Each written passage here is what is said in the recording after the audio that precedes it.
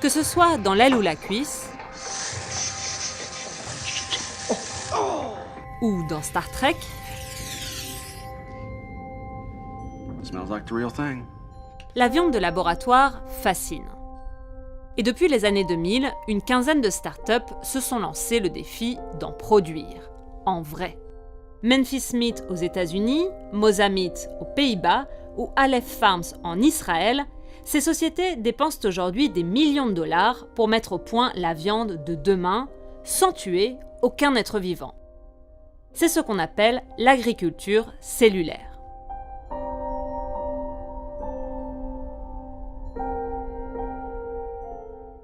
L'idée d'agriculture cellulaire remonte aux années 90. À cette époque, un scientifique hollandais obtient des brevets pour développer la viande de laboratoire. Il échoue à en produire, mais pose les bases théoriques à cette recherche. Après le Frankenburger de 2013, suivent des boulettes de viande en 2016, puis un sandwich au poulet et du canard à l'orange en 2017. Alors voici comment ça marche. Lors d'une biopsie, des cellules souches sont prélevées sur un animal. Elles sont placées dans une solution riche en nutriments pour leur permettre de se développer. Le tout dans un environnement stérile pour éviter les maladies. Pour le moment, la production est encore à l'état d'expérimentation. Et pour certains chercheurs, il est même difficile d'appeler cela de la viande. Dans la production de viande artificielle, deux processus ne sont pas pris en compte. Tout d'abord, la maturation de la viande n'est pas prévue.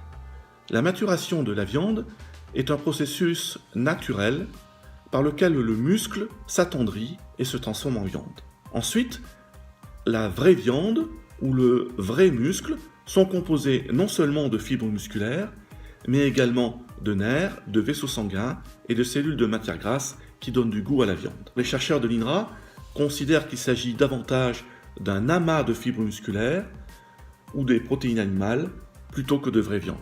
En France, une seule entreprise s'est pour le moment lancée dans le secteur. Elle s'appelle Supreme. Comme son cousin américain Hampton Creek en 2017, ils vont produire du foie gras, sans gaver de canard, mais en lui prélevant simplement quelques cellules. Ce n'est ni de l'élevage traditionnel, ni de l'élevage industriel.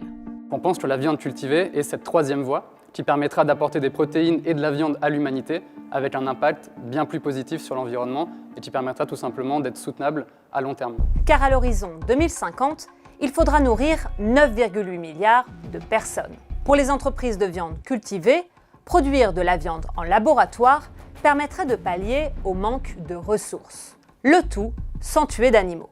Actuellement, environ un tiers des terres exploitées par l'homme servent de pâturage dans le monde.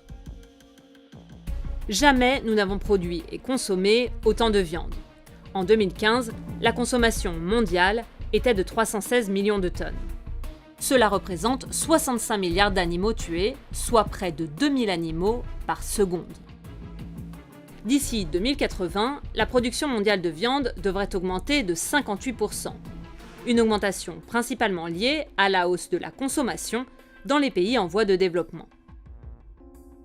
The planet is not getting any bigger, but humanity's footprint on the planet is getting bigger. And one of the primary means of increasing that footprint is that we're eating more meat today than we've ever eaten before. It's a very resource-intensive food, but there are now ways that we can produce meat that involve far fewer greenhouse gas emissions, less energy, less water, less land, and less animal cruelty. And these are the type of solutions that we ought to be open to in order to survive the age of climate change that we're in today. Mais produire et manger de la viande de laboratoire, est-ce une si bonne idée? D'abord pour la planète. À l'heure actuelle, la production de viande pollue.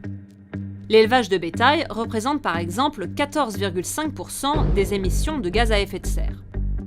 Aussi, la production de viande est très consommatrice en eau.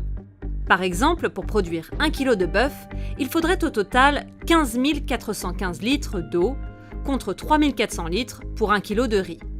Alors pour l'instant, il est compliqué d'avoir des chiffres concrets sur l'impact climatique de la viande de laboratoire, car l'industrie est encore à ses balbutiements. Mais des chercheurs de l'université d'Oxford ont essayé de le simuler sur une période de 1000 ans, en comparant les émissions de gaz à effet de serre. Ils sont partis du principe que l'élevage actuel produit beaucoup de méthane, et la viande de laboratoire émet quant à elle plutôt du CO2. Le méthane a un impact sur l'effet de serre 25 fois plus important que le CO2, mais il s'accumule beaucoup moins dans l'atmosphère que le CO2. Résultat, la viande de laboratoire serait probablement plus polluante en termes d'émissions de gaz à effet de serre, mais seulement au bout de plusieurs centaines d'années.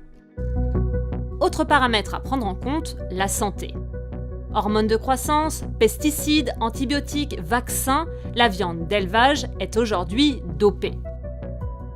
De leur côté, les entreprises de viande de laboratoire l'assurent, aucun antibiotique, hormones de croissance ou OGM ne sont utilisés in vivo. L'aspect transparence est très important en ce qui concerne la viande cultivée. Chaque étape de production est contrôlé et supervisé, ce qui permet une parfaite traçabilité des produits. Et contrairement aux abattoirs, la viande est produite dans un environnement stérile qui permet d'éviter les maladies infectieuses comme les salmonelles. Sur ce point, la viande de laboratoire semble donc plutôt avantageuse. Mais il reste un point important, celui de la souffrance animale. Pour permettre aux cellules de la viande de laboratoire de se multiplier, les chercheurs utilisent du sérum fœtal bovin, riche en nutriments. Un liquide obtenu sur des fœtus de veau vivants au moment de l'abattage de leur mère. Les entreprises travaillent à remplacer ce sérum qui contredit actuellement leur promesse de viande sans souffrance animale. We use a medium that we have developed which contains ingredients such as amino acids, sugars, vitamins, minerals and growth factors which we can obtain from non-animal sources. Pour l'instant, la recherche autour de la viande de laboratoire est à l'état embryonnaire. Pour qu'elle soit commercialisable, il faudra d'abord que le prix baisse. Rappelez-vous le Frankensburger. Lors de sa présentation, il avait coûté 330 000 $ et avait été financé par Sergey Brin, le cofondateur de Google. Mais les entreprises du secteur font tout pour baisser les coûts.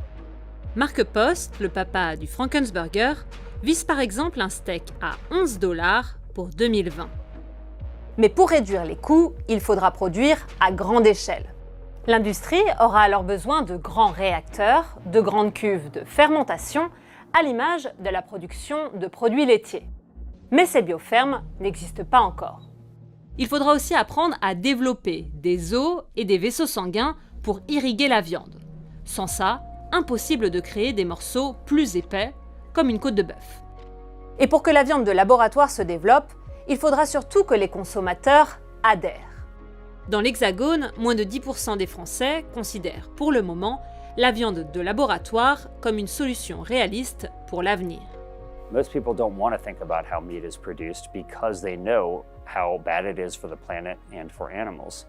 Yet when you have another alternative that produces the same meat without all those downsides and it's tasty and nutritious and affordable, I think people will be quite happy to eat it. En tout cas, les recherches avancent et commencent même à être encadrées. Aux États-Unis, en mars 2019, l'administration américaine a par exemple défini les premières règles de mise sur le marché. Mais il faudra encore attendre plusieurs années pour voir arriver la viande de laboratoire dans nos supermarchés.